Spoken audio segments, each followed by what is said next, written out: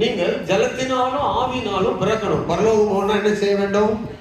ஜலத்தினால். அப்ப ஜலத்தினால் என்ன பிறகு? எப்படி பிறக்கிறது?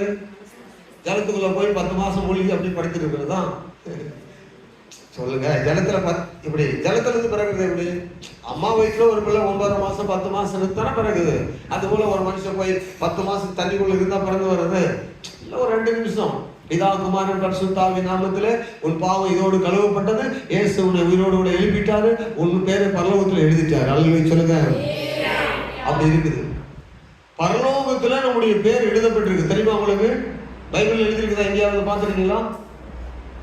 பரலோகத்துல உங்க பேர் எழுதப்பட்டிருக்கிறது. உங்களுக்கு தெரியுமா?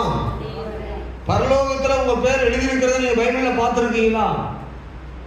ஜீவ புஸ்தகத்துல பேர் எழுதப்படாத எவனும் அந்த நகரத்துக்குள் போக முடியாது என்று வெளிப்படுத்துற விசேஷத்துல இருக்கு. அதுக்கு முன்னாடியே நம்ம பேர் எல்லாம் பரலோகத்துல